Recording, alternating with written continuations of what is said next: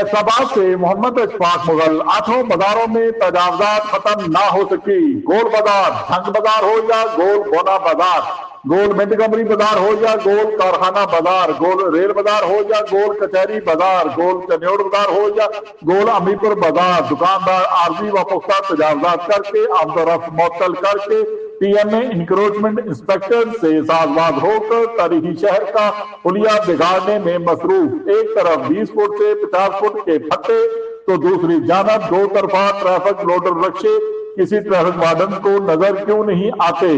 अंदरूनी शहर ये हालात हैं तो बाकी शहर का अल्लाह ही हाफिज है।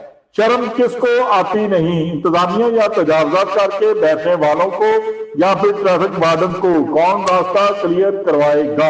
देखते रहिए GS न्यूज। इस वीडियो को लाइक करें, हमारे चैनल को सब्सक्राइब कर बेल आइकन जरूर प्रेस करें